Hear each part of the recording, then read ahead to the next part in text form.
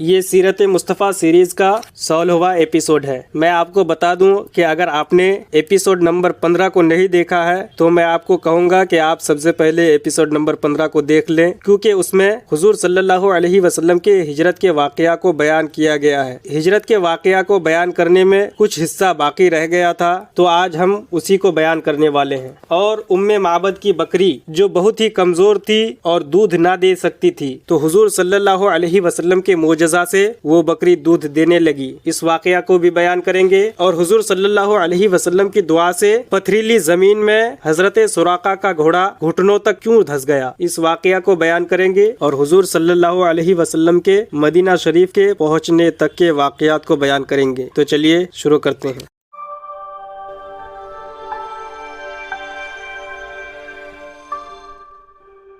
حضور صلی اللہ علیہ وسلم تو غار ثور میں تشریف فرما ہو گئے۔ ادھر کاشان نبوت کا محاصرہ کرنے والے کفار جب صبح کو مکان میں داخل ہوئے تو بستر نبوت پر حضرت علی رضی اللہ عنہ تھے۔ ظالموں نے تھوڑی دیر آپ سے پوچھ گچھ کر کے آپ کو چھوڑ دیا، پھر حضور صلی اللہ علیہ وسلم کی تلاش و جستجو میں مکہ اور اطراف و جوانب کا چپا چپا چھان مارا، یہاں تک کہ ڈھونڈتے ڈھونڈتے غار ثور تک پہنچ گئے، مگر غار کے منہ پر اس وقت خداوندی حفاظت کا پہرا لگا ہوا تھا، یعنی غار کے منہ پر مکڑی نے جالا تن دیا تھا اور کنارے پر کبوتری نے انڈے دے رکھے تھے۔ یہ منظر دیکھ کر کفار قریش آپس میں کہنے لگے کہ اگر اس غار میں کوئی انسان موجود ہوتا تو نہ مکڑی جالا تنتی نہ کبوتر یہاں انڈا دیتی۔ کفار کی آہٹ پا کر حضرت ابوبکر صدیق رضی اللہ عنہ کچھ گھبرائے اور عرض کیا کہ یا رسول اللہ، اب ہمارے دشمن اس قدر قریب آ گئے ہیں کہ اگر وہ اپنے قدموں پر نظر ڈالیں گے تو ہم کو پہچان لیں گے۔ حضور صلی اللہ علیہ وسلم نے فرمایا کہ لا تحزن ان اللہ معنا، یعنی مت گھبراؤ، خدا ہمارے ساتھ ہے۔ اس کے بعد اللہ تعالیٰ نے حضرت ابوبکر صدیق رضی اللہ عنہ کے قلب پر سکون و اطمینان کا ایسا سکینہ اتار دیا کہ وہ بالکل ہی بے خوف ہو گئے۔ حضرت ابوبکر صدیق رضی اللہ عنہ کی یہی وہ جانثاریاں ہیں جن کو دربار نبوت کے مشہور شاعر حضرت حسان بن ثابت انصاری رضی اللہ عنہ نے اس طرح کہا، جس کا ترجمہ یہ ہے: اور دو میں کے دوسرے ابو بکر جبکہ پہاڑ پر چڑھ کر بلند مرتبہ غار میں اس کے حال میں تھے کہ دشمن ان کے ارد گرد چکر لگا رہا تھا، اور وہ ابو بکر رسول کے محبوب تھے۔ تمام مخلوق اس بات کو جانتی ہے کہ حضور صلی اللہ علیہ وسلم نے کسی کو بھی ان کے برابر نہیں ٹھہرایا۔ بہرحال چوتھے دن حضور صلی اللہ علیہ وسلم یکم ربیع الاول دوشنبہ کے دن غار ثور سے باہر تشریف لائے۔ عبداللہ بن اریقط، جس کو رہنمائی کے لیے کرائے پر حضور صلی اللہ علیہ وسلم نے نوکر رکھ لیا تھا، وہ قرار داد کے مطابق 2 اونٹنیاں لے کر غار ثور پر حاضر تھا۔ حضور صلی اللہ علیہ وسلم اپنی اونٹنی پر سوار ہوئے اور ایک اونٹنی پر حضرت ابوبکر صدیق رضی اللہ عنہ اور حضرت عامر بن فہیرہ رضی اللہ عنہ بیٹھے، اور عبداللہ بن اریقط آگے آگے پیدل چلنے لگا اور عام راستے سے ہٹ کر ساحل سمندر کے غیر معروف راستوں سے سفر شروع کر دیا۔ 100 اونٹ کا انعام۔ ادھر اہل مکہ نے اشتہار دے دیا تھا کہ جو شخص محمد صلی اللہ علیہ وسلم کو گرفتار کر کے لائے گا اس کو 100 اونٹ انعام ملے گا۔ اس گرا قدر انعام کے لالچ میں بہت سے لالچی لوگوں نے حضور صلی اللہ علیہ وسلم کی حضور صلی اللہ علیہ وسلم کی تلاش شروع کر دی، اور کچھ لوگ تو منزلوں دور تک تعاقب میں گئے۔ معبد کی بکری۔ دوسرے روز مقام قدیر میں معبد عاتقہ بنت خالد خزاعیہ کے مکان پر آپ کا گزر ہوا۔ معبد ایک ضعیفہ عورت تھی جو اپنے خیمہ کے صحن میں بیٹھی رہا کرتی تھی اور مسافروں کو کھانا پانی دیا کرتی تھی۔ حضور علیہ الصلوۃ والسلام نے اس سے کچھ کھانا خریدنے کا قصد کیا، مگر اس کے پاس کوئی چیز موجود نہ تھی۔ حضور صلی اللہ علیہ وسلم نے دیکھا کہ اس کے خیمے کے ایک جانب ایک بہت ہی لاغر بکری ہے۔ دریافت فرمایا کہ کیا یہ دودھ دیتی ہے؟ معبد نے کہا کہ نہیں۔ آپ نے فرمایا کہ اگر تم مجھے اجازت دو تو میں اس کا دودھ دو لوں۔ معبد نے اجازت دے دی اور آپ نے بسم اللہ پڑھ کر اس کے تھن کو ہاتھ لگایا تو اس کا تھن دودھ سے بھر گیا اور اتنا دودھ نکلا کہ سب لوگ سیراب ہو گئے اور معبد کے تمام برتن دودھ سے بھر گئے۔ یہ معجزہ دیکھ کر معبد اور ان کے خاندان دونوں مشرف بہ اسلام ہو گئے۔ روایت ہے کہ ام معبد کی یہ بکری 18 ہجری تک زندہ رہی اور برابر دودھ دیتی رہی، اور حضرت عمر رضی اللہ عنہ کے دور خلافت میں جب عام الرماد کا سخت قحط پڑا کہ تمام جانوروں کے تھنوں کا دودھ خشک ہو گیا، اس وقت بھی یہ بکری صبح و شام برابر دودھ دیتی رہی۔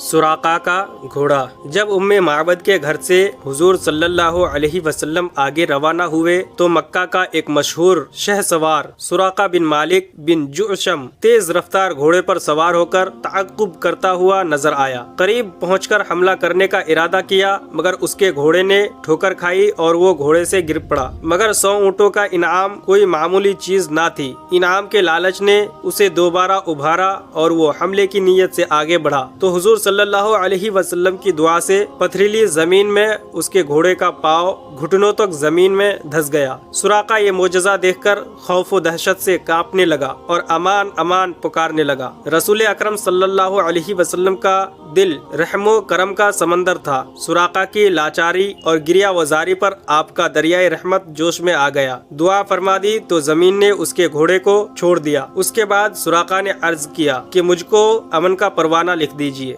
حضور صلی اللہ علیہ وسلم کے حکم سے حضرت عامر بن فہیرہ رضی اللہ عنہ نے سراقہ کے لیے امن کی تحریر لکھ دی۔ سراقہ نے اس تحریر کو اپنے ترکش میں رکھ لیا اور واپس لوٹ گیا۔ راستے میں جو شخص بھی حضور صلی اللہ علیہ وسلم کے بارے میں دریافت کرتا تو سراقہ اس کو یہ کہہ کر لوٹا دیتے کہ میں نے بڑی دور تک بہت زیادہ تلاش کیا مگر آن حضرت صلی اللہ علیہ وسلم اس طرف نہیں ہے۔ واپس لوٹتے ہوئے سراقہ نے کچھ سامان سفر بھی حضور صلی اللہ علیہ وسلم کی خدمت میں بطور نذرانہ پیش کیا مگر آن حضرت صلی اللہ علیہ وسلم نے قبول نہیں فرمایا۔ سراقہ اس وقت تو مسلمان نہیں ہوئے مگر حضور صلی اللہ علیہ وسلم کی عظمت نبوت اور اسلام کی صداقت کا سکہ ان کے دل پر بیٹھ گیا۔ جب حضور صلی اللہ علیہ وسلم نے فتح مکہ اور جنگ طائف و حنین سے فارغ ہو کر جعرانہ میں پڑاؤ کیا تو سراقہ اسی پروانہ امن کو لے کر بارگاہ نبوت میں حاضر ہو گئے اور اپنے قبیلے کی بہت بڑی جماعت کے ساتھ اسلام قبول کر لیا۔ واضح رہے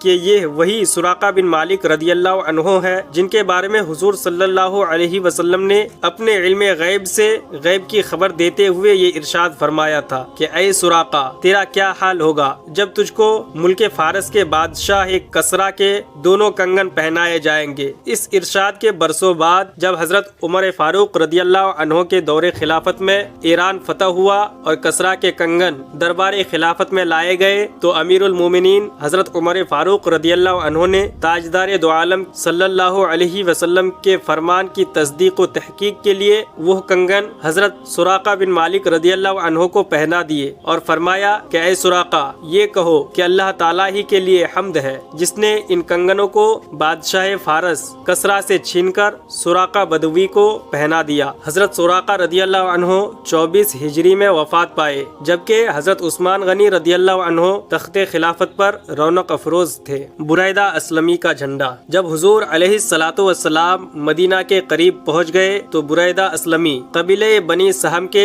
70 سواروں کو ساتھ لے کر اس لالچ میں آپ کی گرفتاری کے لیے آئے کہ قریش سے 100 اونٹ انعام مل جائے، مگر جب حضور صلی اللہ علیہ وسلم کے سامنے آئے اور پوچھا کہ آپ کون ہیں تو آپ نے فرمایا کہ میں محمد بن عبداللہ ہوں اور خدا کا رسول ہوں۔ جمال و جلال نبوت کا ان کے قلب پر ایسا اثر ہوا کہ فوراً ہی کلمہ شہادت پڑھ کر دامن اسلام میں آ گئے اور کمال عقیدت سے یہ درخواست پیش کی کہ یا رسول اللہ میری تمنا ہے کہ مدینہ میں حضور کا داخلہ ایک جھنڈے کے ساتھ ہونا چاہیے۔ یہ کہا اور اپنا عمامہ سر سے اتار کر اپنے نیزے پر باندھ لیا اور حضور صلی اللہ علیہ وسلم کے علم بردار بن کر مدینہ تک آگے آگے چلتے رہے۔ پھر دریافت کیا کہ یا رسول اللہ آپ مدینہ میں کہاں اتریں گے؟ تاجدار دو عالم صلی اللہ علیہ وسلم نے ارشاد فرمایا کہ میری اونٹنی خدا کی طرف سے معمور ہے، یہ جہاں بیٹھ جائے گی وہی میری قیام گاہ ہے۔ حضرت زبیر کے بیش قیمت کپڑے۔ اس سفر میں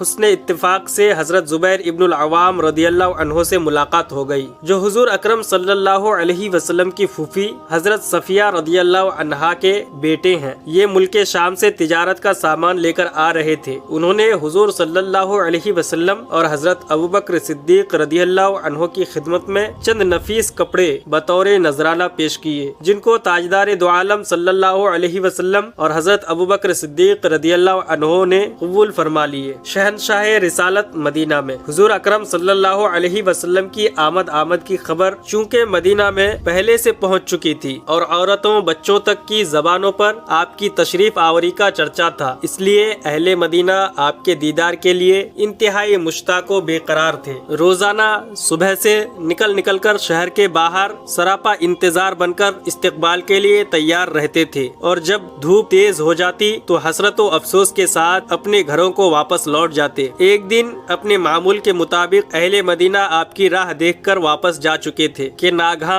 एक यहूदी ने अपने किला से देखा कि ताजदार दो आलम सल्लल्लाहु अलैहि वसल्लम की सवारी मदीना के करीब आ पहुंची है। उसने बआवाज़े बुलंद पुकारा कि ऐ मदीना वालों, लो तुम जिसका रोजाना इंतजार करते थे वो कारवाने रहमत आ गया। यह सुनकर तमाम अंसार बदन पर हथियार सजाकर और वजदो शादमानी से बेकरार होकर दोनों आलम के ताजदार का इस्तकबाल करने के लिए अपने घरों से निकल पड़े और नारे तकबीर की आवाजों से तमाम शहर गूंज उठा। मदीने मुनव्वरा से 3 मील के फासले पर जहां आज मस्जिद कुबा बनी हुई है, 12 रबीउल अव्वल को हुजूर सल्लल्लाहु अलैहि वसल्लम रौनक अफरोज हुए और कबीले अम्र बिन औफ के खानदान में हजरत कुलसुम बिन हिदम रदियल्लाहु अन्हो के मकान में तशरीफ फरमा हुए। अहले खानदान ने इस फख्रो शर्फ पर के दोनों आलम के मेजबान उनके मेहमान बने अल्लाहु अकबर का पुरजोश नारा मारा। चारों तरफ से अंसार जोशे मसरत में आते और बारगाह रिसालत में सलातो सलाम का नजराना अकीदत पेश करते। अक्सर सहाबे किराम जो हुजूर सल्लल्लाहु अलैहि वसल्लम से पहले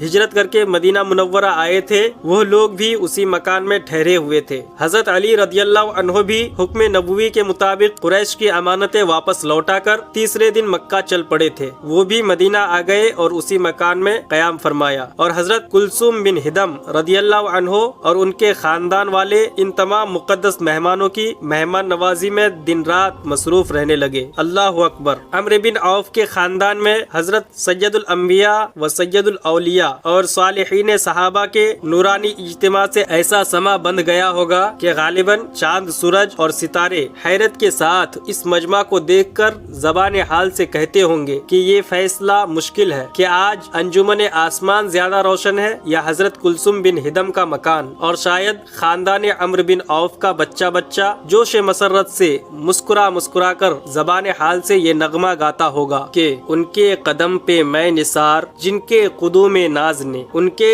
कदम पे मैं निसार जिनके कुदूम नाज ने, उजड़े हुए दयार को रश्के चमन बना दिया, उजड़े हुए दयार को रश्के चमन बना दिया। अल्लाहुम्मा सल्ली अला सय्यिदिना व मौलाना मुहम्मदिन व आलिहि व सहबिहि व बारिक व सल्लिम। अल्हम्दुलिल्लाह, हुजूर रहमत आलम सल्लल्लाहु अलैहि वसल्लम की मक्की जिंदगी के बारे में आप सुन चुके। अब इंशाअल्लाह आने वाली वीडियोस में हुजूर सल्लल्लाहु अलैहि वसल्लम की मदनी जिंदगी का वाकया बयान किया जाएगा। लिहाजा अगर आप हुजूर सल्लल्लाहु अलैहि वसल्लम की मदनी जिंदगी के बारे में सुनना चाहते हैं तो चैनल को सब्सक्राइब करके रख लीजिए।